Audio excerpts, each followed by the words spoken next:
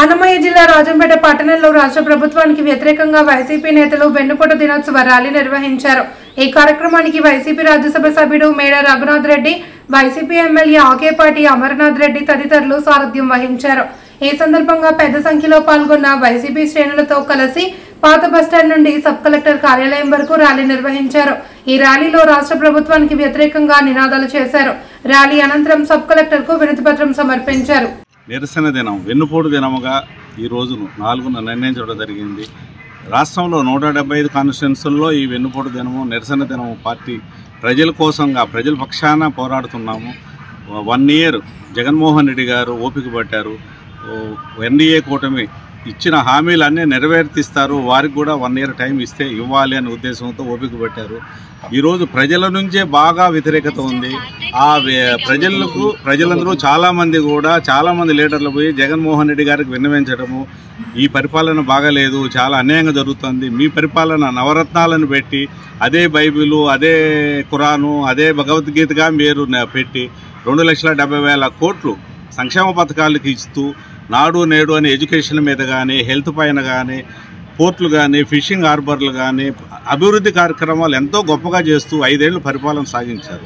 కానీ 5 ఏళ్ల తర్వాత ఎన్డీఏ కూటమి అబద్ధాలు చెప్తూ సూపర్ 6, సూపర్ 7 అనే సూపర్ 7 అబద్ధాలు చెప్తూ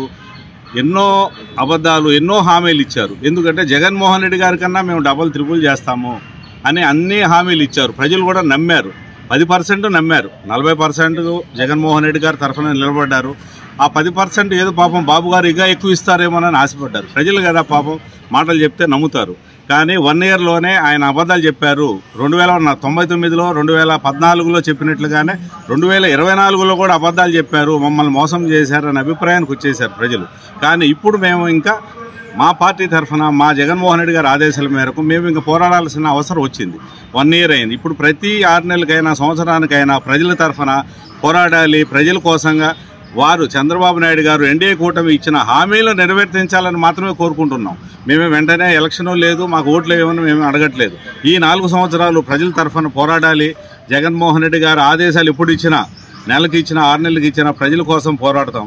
కానీ చంద్రబాబు నాయుడు గారు మాత్రం ఏ హామీలో నిర్వర్తించకుండా కార్పొరేట్లతో అగ్రిమెంట్లు చేసుకుంటూ టోటల్ ఆంధ్రప్రదేశ్కి వచ్చిన సంపదనంతా తీసుకొని వెళ్ళి అమరావతిలో పెడతాను నిర్మిస్తానని చెప్తున్నారు। కానీ టోటల్ స్టేట్లో ఉన్నంత సంపదను ఎత్తకపోయి ఒక అమరావతిలో పెట్టడం న్యాయమా?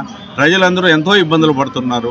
నిన్న కొన్ని పల్లెలకు వెళ్ళా, కొన్ని కాన్స్టిట్యున్సీలకు, తిరుపతి పార్లమెంట్కి వెళ్ళాను, ఎక్కడ చూసినా వ్యతిరేకత కనపడుతుంది, ఎక్కడ చూసినా ప్రజలు అన్హ్యాపీగానే ఉన్నారు। దయవుంచి ఎన్డీఏ కూటమికి నేను విన్నవిస్తున్నా, మీ ద్వారా మీరు ఇచ్చిన హామీలు అర్థమైన నెరవేర్తించండి, ప్రజలను సుఖ సంతోషాలతో చూడండి, అన్ని ప్రాంతాలు అభివృద్ధి చేయండి। డెవలప్మెంట్ కూడా ఏమీ లేదు। ఈవెన్ పవర్ పర్చేజ్ అగ్రిమెంట్లో జగన్మోహన్ రెడ్డి గారు ₹2.49 కొంటే చంద్రబాబు నాయుడు గారు ₹4.60 కొన్నారు। 86,000 కోట్ల అవినీతి 20 సంవత్సరాలకు, అదంతా కూడా మన రైతుల మీదనే భారం పడుతుంది। దయవుంచి ఇటువంటి అగ్రిమెంట్లు, ప్రజలకు నష్టం జరిగే అగ్రిమెంట్లు చేసుకుంటూ పరిపాలన సాగించద్దండి। మీరు ఇచ్చిన హామీలో నిర్వర్తిస్తూ పరిపాలన సాగించండి। ఈరోజు కూటమి ప్రభుత్వం అధికారంలోకి వచ్చి సంవత్సర కాలం పూర్తయింది। నిజంగా ఈ సంవత్సర కాలంలో వాళ్ళు ఇచ్చిన హామీలు ఏమన్నా నెరవేరుస్తారేమని ప్రజలు ఎదురు చూశారు, వైఎస్ఆర్ కాంగ్రెస్ పార్టీ కూడా ఎదురు చూసింది। కానీ సంవత్సర కాలం అయిపోయింది। వాళ్ళు ఇచ్చిన ఇవాళ సూపర్ 6 అన్నారు, 142 హామీలు ఇచ్చారు, ఏది కూడా నెరవేర్చలేదు। కేవలం ఇప్పటికీ సంవత్సర కాలం అయినా జగన్మోహన్ రెడ్డి గారిని తిట్టడం, వైఎస్ఆర్ కాంగ్రెస్ పార్టీ నాయకులపైన కేసులు పెట్టడం, రెడ్ బుక్ అని ఇది తప్పక వేరే వాళ్ళు చేసిన దాఖలాలు లేవు। ఈరోజు నిజంగా వైఎస్ఆర్ కాంగ్రెస్ పార్టీ మనం కొంత ప్రభుత్వం ఏర్పడింది, కొత్త ప్రభుత్వం, కొంత సమయం ఇస్తాం అనే ఆలోచనతో దాదాపు సంవత్సర కాలం టైం ఇవ్వడం జరిగింది। ఆ రోజు నిజంగా ప్రజలకు ఎన్నికలకు ముందు చంద్రబాబు నాయుడు గారు బూటకపు హామీలన్నీ ఇచ్చాడు।